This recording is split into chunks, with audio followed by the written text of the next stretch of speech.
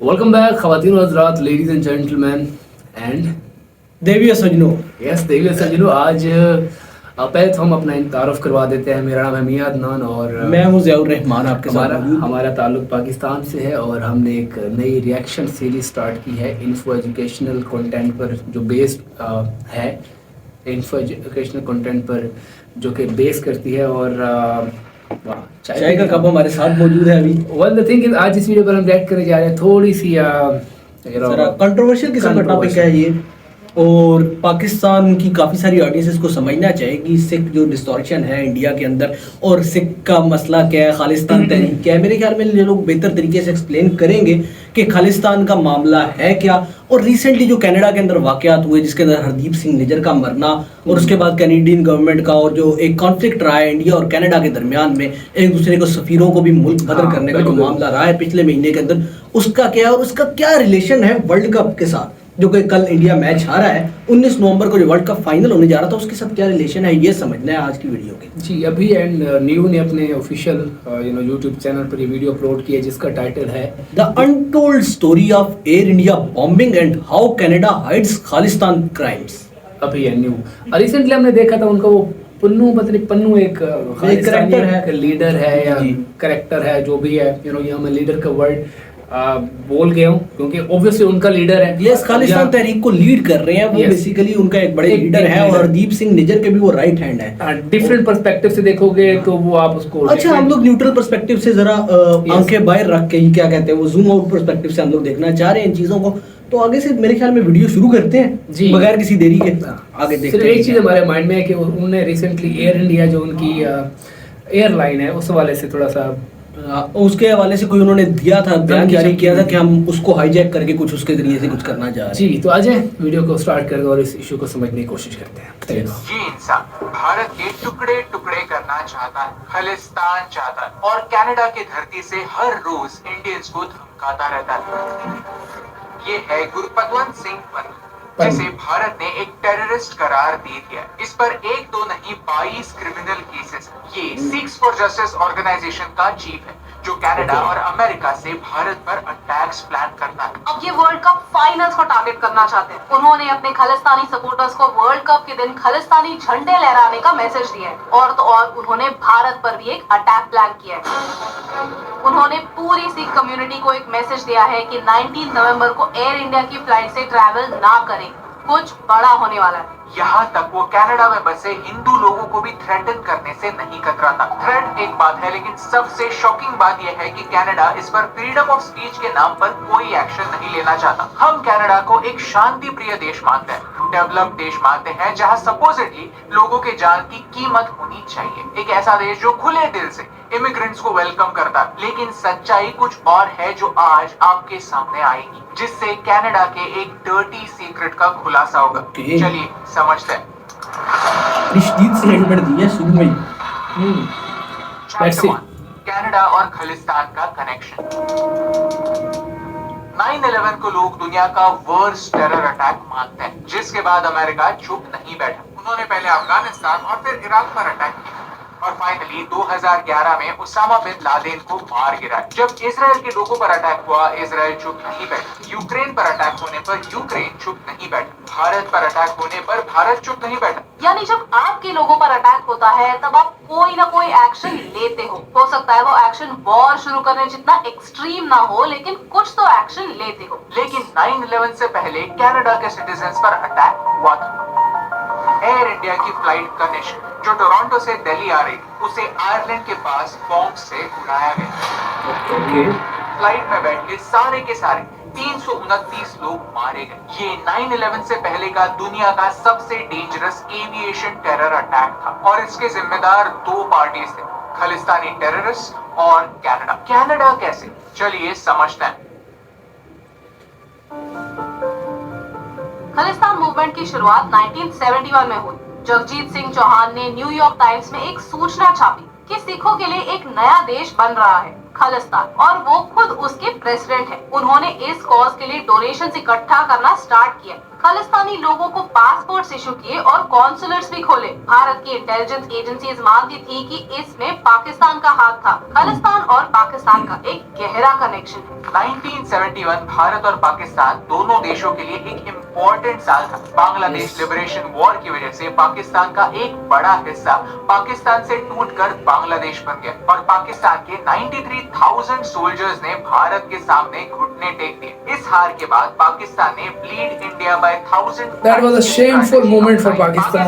समझ गया Yes, था कि yes. वो कन्वेंशनल कॉम्बैट में भारत के मिलिट्री का सामना नहीं कर सकते, तो उन्होंने अलग मेथड्स अपनाए। खालिस्तान मूवमेंट भी इसी स्ट्रेटजी का हिस्सा है। CIA के डॉक्यूमेंट्स कहते हैं कि पंजाब भारत के लिए एक स्ट्रेटेजिक बफर जैसा है। पंजाब को भारत से तोड़ना बांग्लादेश का बदला लेने जैसा है। ऐसा मैंने नहीं, जुल्फिकार अली भुट्टो पाकिस्तान के पूर्व प्रधानमंत्री ने कहा है। अगर खालिस्तान को पाकिस्तान का सपोर्ट ना होता तो खालिस्तान के मैप में पाकिस्तानी साइड ऑफ पंजाब भी शामिल होता, क्योंकि वहाँ गुरु नानक जी का जन्म हुआ था। लेकिन आज के खालिस्तानी पाकिस्तान को तोड़ना नहीं चाहते, वो सिर्फ भारत का ये हिस्सा चाहते हैं। जगजीत सिंह के बाद, भिंद्रानवाले के बाद खालिस्तान मूवमेंट की मशाल तलविंदर सिंह परमार के हाथ आई। 1984 में ऑपरेशन ब्लू स्टार हुआ, जिसके बाद हमारे पीएम इंदिरा गांधी जी को उन्हीं के बॉडीगार्ड्स ने मार दिया। राइट्स हुए जिन्होंने कई सिख लोगों को भारत से दूर ढकेला, फिजिकली भी और इमोशनली। परमार ने इसी गुस्से का इस्तेमाल खालिस्तान मूवमेंट को भारत से बाहर रिवाइव करने के लिए किया और ये बात कनाडा को पता थी। तलविंदर सिंह परमार कनाडा में भड़काऊ स्पीचेस कर रहा था। उसने 50,000 हिंदुओं को मारने की धमकी दी। At the same time Indian high commission पर भी अटैक्स हुए। कनेडियन इंटेलिजेंस खुद उस पर नजर रखे हुए थे। कनेडियन इंटेलिजेंस रिपोर्ट कहता है कि परमार लोगों को भड़का रहा था, टेरर थ्रेट्स दे रहा था। ये थ्रेट्स कनाडा की सॉइल से कनाडा में बेस्ड इंडियन ओरिजिन के लोगों के अगेंस्ट हो रहे थे और मोस्ट इम्पोर्टेंटली कनाडा को इसके बारे में जानकारी भी थी। यानी वो ट्रैक तो कर रहे थे लेकिन उन्होंने एक्शन नहीं ली। इस इनएक्शन का इम्पैक्ट क्या हुआ, चलिए समझते हैं। Chapter 2, air India bombings. Canada में बसे सिख लोगों ने कनाडा की सरकार को वार्न करने की कोशिश की कि परमार के थ्रेट्स सिर्फ थ्रेट्स नहीं, उन्हें सीरियसली लेना होगा। यहाँ तक कुछ खालिस्तानी सपोर्टर्स ने भी कनेडियन सीक्रेट सर्विस CSIS को बार बार वार्निंग्स दी। इंडियंस को छोड़िए, जेरी बोर्डरे एक फ्रेंच कनेडियन क्रिमिनल था जो छोटे मोटे क्राइम्स करता रहता था। उसे परमार ने $200,000 ऑफर की ताकि वो एयर इंडिया फ्लाइट में बॉम्ब रखे। ये बात है 1984 की, जब एक क्रिमिनल ने पुलिस के पास जाकर उन्हें वार्न करने की समझदारी दिखाई। लेकिन कनेडियन पुलिस को एक क्रिमिनल की बातों से और इंडियंस की जानों से क्या फर्क पड़ता? बॉम्बिंग के 3 हफ्ते पहले एयर इंडिया के सिक्योरिटी ऑफिसर को इंडियन इंटेलिजेंस ने बॉम्ब के प्लान्स बताए तो वो पैनिक करने लगे। ये टेलीग्राम RCMP को भी दिया गया। RCMP यानी रॉयल कनेडियन माउंटेड पुलिस, यानी गवर्नमेंट, पुलिस, इंटेलिजेंस, यहाँ तक एयरपोर्ट ऑफिशियल्स को भी पता था कि कुछ मेजर होने वाला। On top of that Canadian intelligence Talwinder Singh Parmar को फॉलो कर रहे थे। बॉम्बिंग के 3 हफ्ते पहले परमार इंद्रजीत रियाद के यहाँ गया। रियाद बॉम्ब बनाने का इंचार्ज था। जब परमार वहाँ पर पहुंचा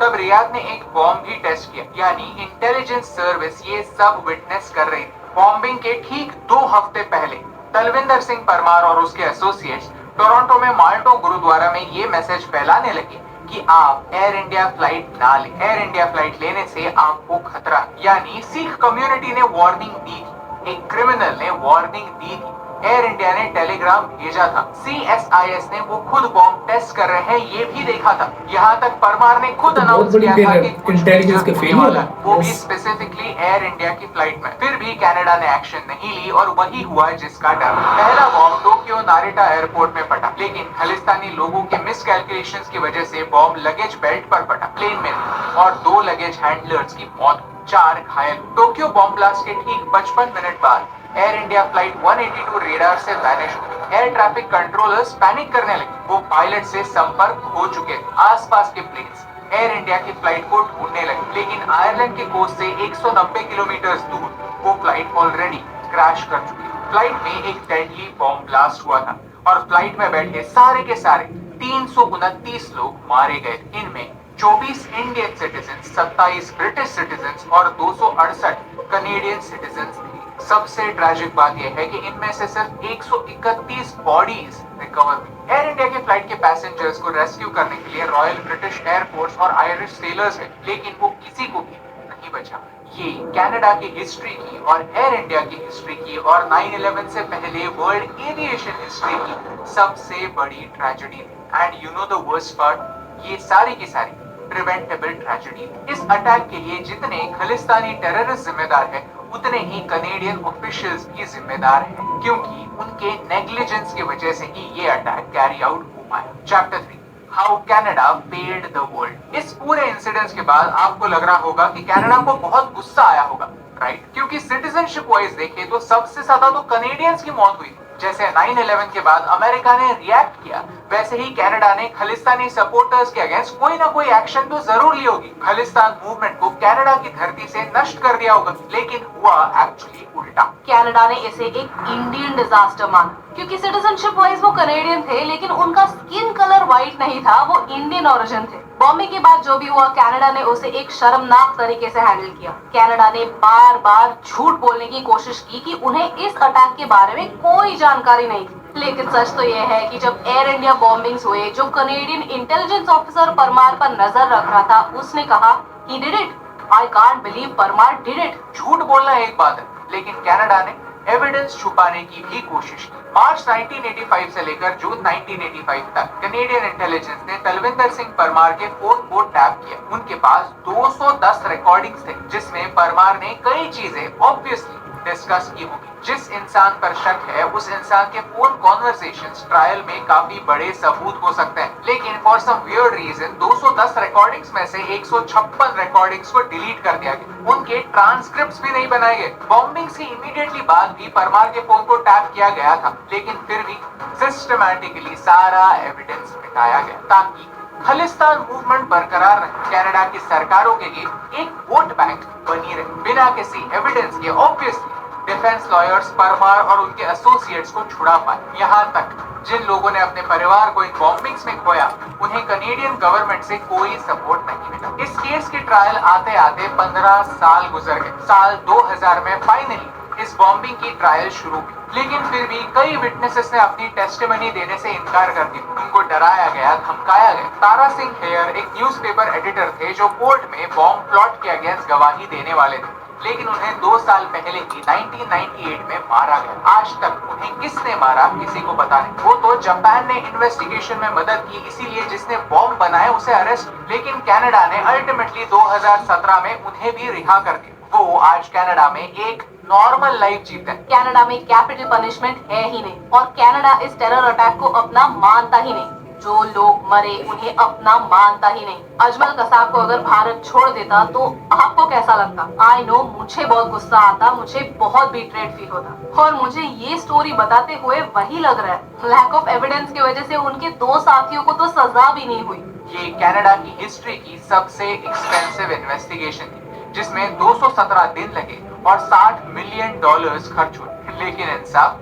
किसी को नहीं मिला। खालिस्तानी टेररिस्ट की गलतियों को छुपाने के लिए कनाडा ने अपनी पुलिस, अपनी सीक्रेट सर्विस, अपनी जुडिशरी सबको करप्ट होने दिया, उनकी गलतियों को नजरअंदाज किया। इन्वेस्टिगेशन की इस कहानी को फुल स्टॉप तब मिला जब 2010 में supreme court justice John measures ने कनाडा को जमकर क्रिटिसाइज किया। कहा कि ये एक प्रिवेंटेबल ट्रेजेडी थी। प्रूफ होने के बाद भी एक्शन नहीं ली गई, रिकॉर्डिंग्स डिलीट कर दिए गए, कल्प्रिट्स को सजा दिए बगैर छोड़ दिया गया। ये रिपोर्ट आने के बाद 2010 में कनाडा ने ऑफिशियली इस इंसिडेंट के लिए माफी मांगी। लेकिन क्या माफी इनफ है? क्या एक माफी इतने सारे इनकॉम्पिटेंस को कवर कर सकती है?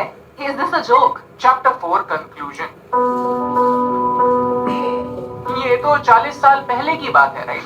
तो इससे हमें आज क्या फर्क पड़ता? फर्क पड़ता है क्योंकि कनाडा अपना इतिहास भूल चुका और आज भी वही सेम मिस्टेक्स कर रहा है जिनकी वजह से जाने गई। कनाडा कहता है कि खालिस्तान मूवमेंट कंट्रोल में है। आज जस्टिन ट्रूडो उनके पीएम है। 1985 में एयर इंडिया बॉम्बिंग्स के समय उन्हीं के पिता पीएम। आज कनाडा से एक खालिस्तानी टेररिस्ट बॉम्बिंग्स के थ्रेट्स दे रहा है। कनाडा से इंडियंस को भगाना चाहता है और कनाडा उसे फ्रीडम ऑफ स्पीच के अंडर दबाने की कोशिश कर रहा है। I didn't know threats came under freedom of speech. अगर आगे जाके कुछ होता है तो कोई ना कोई कनेडियन प्राइम मिनिस्टर 50 साल बाद माफी मांग भी लेगा। कनाडा का टेम्पलेट ऑलरेडी रेडी। टेरी विलियम्सकी, जिन्होंने खालिस्तान पर एक बुक लिखी, वो कहते हैं कि पन्नून के पास ड्यूअल सिटीजनशिप है, कनाडा और यूएसए दोनों की। फिर भी ना कनाडा ने उनकी बातों पर कुछ कहा और ना यूएसए ने। कनाडा की जगह अगर कोई और देश होता जो अपने आप को भारत का दोस्त मानता तो शायद वो कुछ एक्शन लेता, इन वार्निंग साइंस को सीरियसली लेता। जिन्हें हम टेररिस्ट कहते हैं, जिनके अगेंस्ट कई सारे क्रिमिनल केसेस दर्ज हैं,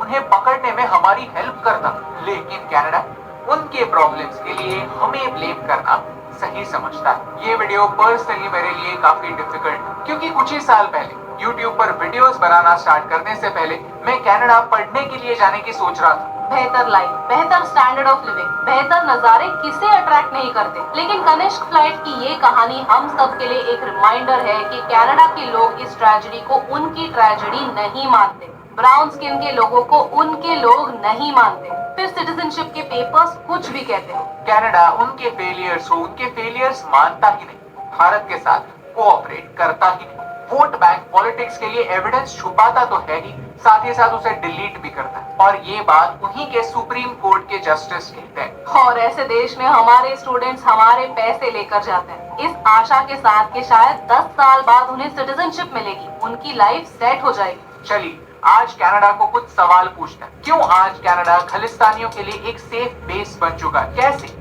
कनाडा की सॉइल पर इंदिरा गांधी जी की हत्या को सेलिब्रेट किया जाता है और कल्प्रिट्स पर एक्शन नहीं ली जाती? कनाडा, जहां इंडियंस की इतनी बड़ी कम्युनिटी है, वहां 300 से ज्यादा लोगों की जान लेने वाला टेररिस्ट खुलेआम कैसे घूम सकता है? और ये इंसिडेंट्स खालिस्तानी टेररिस्ट को क्या मैसेज देता है कि आप जो चाहे वो करो, टेरर अटैक्स प्लान करो, उन्हें एग्जीक्यूट भी करो, ट्रायल 20-20 सालों तक चली, और अगर उसके बाद भी आपको गिल्टी पाया गया तो आपको फांसी नहीं होगी। हाँ, आपको एक ना एक दिन वापस सोसाइटी में छोड़ ही दिया जाएगा। To put things in perspective, Ajmal Kasab ने 72 लोगों की जानें ली और उसे भारत ने कैपिटल पनिशमेंट देना सही समझा। और इंद्रजीत सिंह रियाद ने 331 लोगों को मारा है, जो कनाडा में एक फ्री सिटीजन के तौर पर घूमता है। ये कहानी सुनने के बाद मेरे लिए कनाडा की वो यूनिवर्सिटीज मायने नहीं रखती, कनाडा के ये सुंदर नजारे मायने नहीं रखते, कनाडा की लाइफस्टाइल मायने नहीं रखती, क्योंकि सच तो ये है कि कनाडा के लिए हम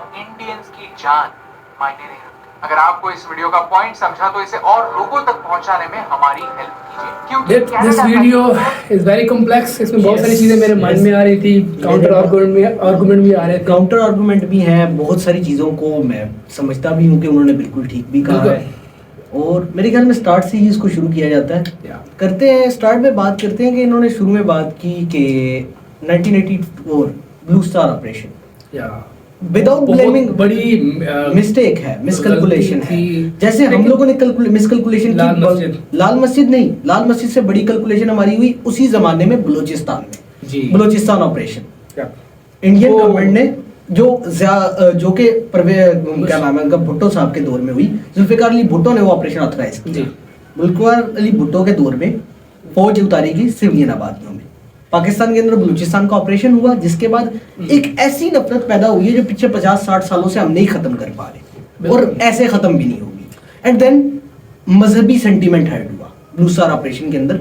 अब बहुत सारे नाम ऐसे हैं जिनको मैं बड़े अरसे से समझ भी रहा हूँ, बड़े अरसे से उनको पढ़ता भी आया हूँ। जिस तरह के अंदर इन्होंने नाम लिया बलविंदर सिंह का, भिंडरावाले का, भिंडरावाला क्वाइट अ कैरेक्टर और क्वाइट अ फॉलोइंगशिप ही है।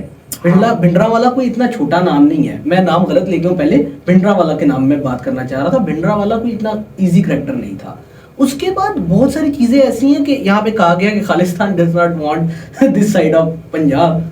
बेसिकली मसला ये है कि वो already this side of Punjab चाहते हैं। आप ये नहीं कर सकते, जिस तरह हम लोग, हमारी स्टेट ने हमसे झूठ बोला है, पिछले 50-60 सालों से हमसे झूठ बोला गया और हम लोगों को बनाया गया बेवकूफ कि बलूचिस्तान वाले जो हैं वो जुल्म करते हैं। लेकिन जैसे जैसे बातें खुल रही हैं, होपफुली ये बातें उधर भी खुलेंगी। बिल्कुल, बीएलए का बहुत ज्यादा कहा जाता है, इंडिया की तरफ से कहा जाता है कि आप उनको सप्रेस कर रहे हो। और दूसरी बात ये, टेकिंग द बदला of 1971, I would like to make it very clear.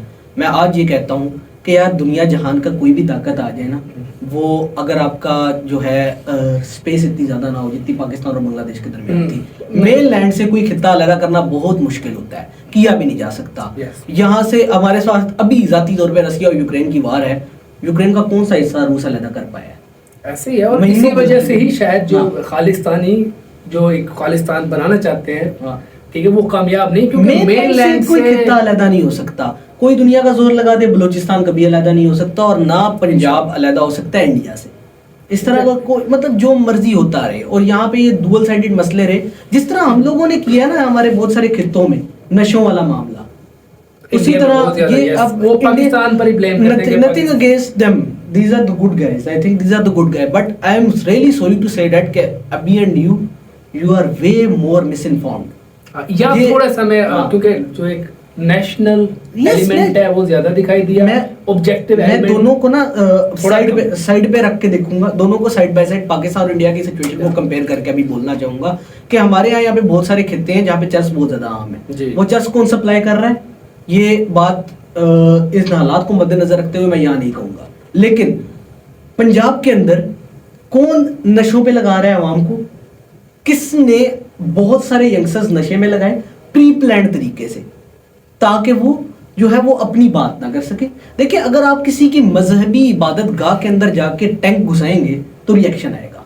That was a very much big miscalculation by India to attack. वो फिर इंदिरा गांधी की यस, और आई कत्ल स्ट्रांगली होने तक कंडेम बात पहुंच गई। इंदिरा गांधी का कत्ल, स्ट्रांगली कंडेम। इंसानी जान का तकद्दुस सबसे बेहतर है। मैं मुसलमान हूं, हमारे यहाँ इंसानी जान का तकद्दुस कहा जाता है कि काबे की दीवार से और काबे के गुलाफ से ज्यादा अफजल है।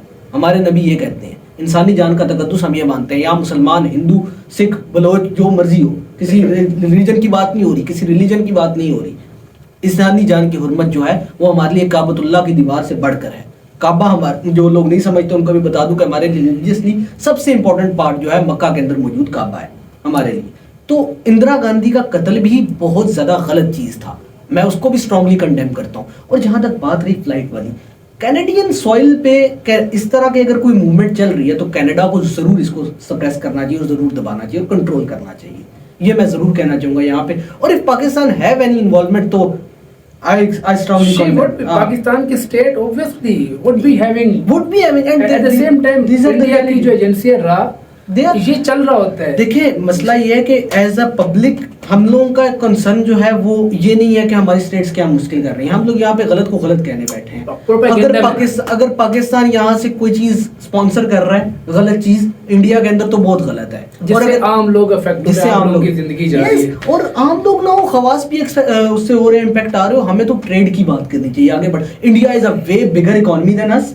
हम लोगों को इंडिया जो है वो यहाँ से अफगानिस्तान अपना सामान भेजना चाहता है। We should open borders, Wagah से ट्रेड जाए, हमारा भी फायदा उनका भी फायदा, उनको ट्रैवलिंग कॉस्ट बचता है, हमें पैसे मिलेंगे।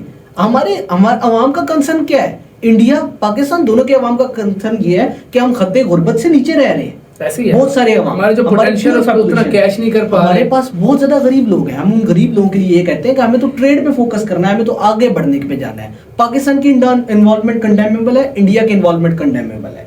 मैं कोशिश कर रहा हूँ कि न्यूट्रल क्लीन पर्सपेक्टिव दूं। लोगों को इस पे एतराज होगा, लेकिन मैं अपनी तरफ से जाती तौर पे जितना मुझे सच पता है मैं वो बताना चाह रहा हूँ। अगर किसी को मेरे से बेहतर सच पता हो तो वो जरूर डॉक्यूमेंटेड प्रूफ दे। जहां तक कनाडा का डॉक्यूमेंटेड प्रूफ, जहां तक कनाडा का मामला है कि कनाडा ने बहुत बड़ी नेग्लिजेंस दिखाई है। और दूसरी बात ये, कनाडा जब नेग्लिजेंस दिखाएगा तो हरदीप सिंह निज्जर का कत्ल होगा इंडिया से। अब हरदीप सिंह निज्जर इंडिया को अब it will be very ridiculous अगर कोई ये कहे कि इंडियन इन्वॉल्वमेंट नहीं थी हरदीप सिंह निज्जर के कत्ल होने में। और दूसरी बात ये, यहाँ पे लाहौर के अंदर एक सिख कत्ल हुआ है आज से 2 माह पहले। मैंने इसी चैनल पे वो कत्ल कवर किया हुआ है, अगर आपको जाके देखना चाहे। अवैस भाई मेरे साथ मौजूद थे, मैं उस वीडियो का लिंक जरूर डिस्क्रिप्शन में डालूंगा। उस कत्ल के अंदर किसकी इन्वॉल्वमेंट थी ये डॉक्यूमेंटेड प्रूफ मैंने दिया है। डॉन अखबार हमारा यहाँ पे एक क्रेडिबल सोर्स माना जाता है। उस क्रेडिबल सोर्स की इंफॉर्मेशन के साथ मैं आपको दूंगा।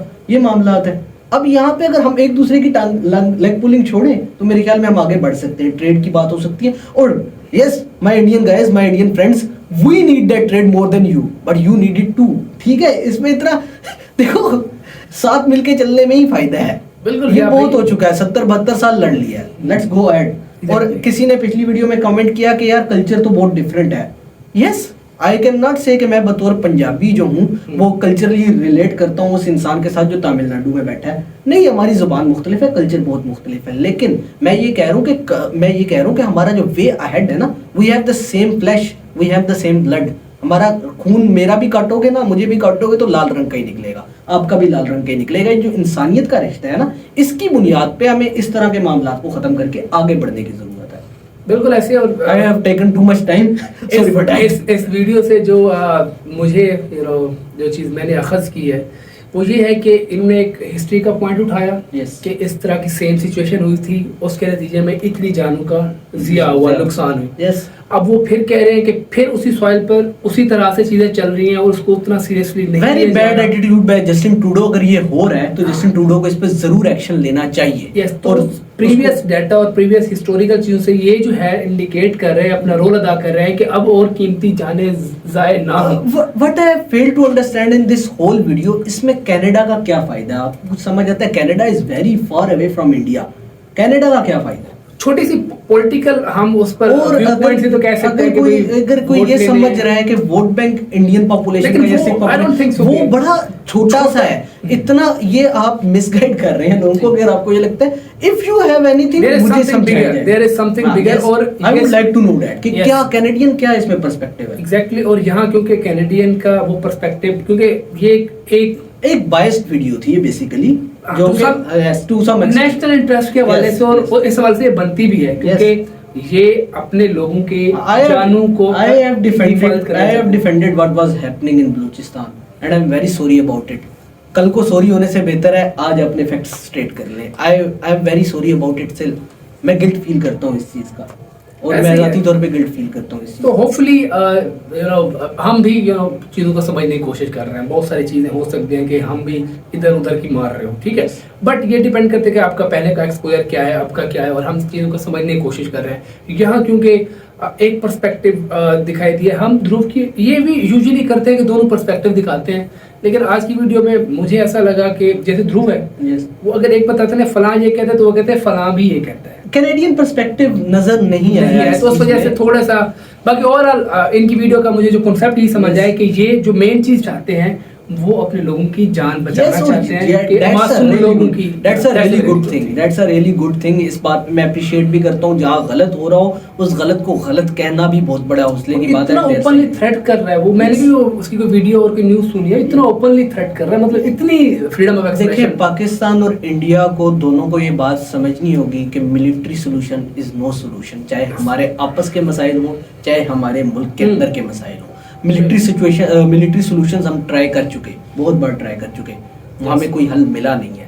तो डिप्लोमेटिक रिलेशन, आपको बातचीत करके पॉलिटिकल सोल्यूशन की तरफ at the end of the day जाना ही पड़ेगा, और उससे ही, और अगर जब एंड वही है तो why not start with it. Exactly. तो इसी के साथ अपने चैनल का ख्याल रखें, हमें गाँव में याद रखें, and to let us know. अगर आपको कोई बात बुरी लगे तो मैं उसके लिए माजरत खाऊं, और मुझे अगर किसी को मालूम हो कि कनाडा का इसके अंदर क्या रोल है और कनाडा के साथ मफाद क्या जुड़ा है, वो जरूर बताइएगा ताकि उस पर बातचीत की जा सके और हम आपसे सीख सकें। इन दुआओं के साथ कि सब हमारे जानने वाले, सब हमारी फैमिली जो है खुश रहे और हमेशा खुश रहे। इस दुआ के साथ हम दोनों को दीजिए इजाजत। अल्लाह हाफ़िज़।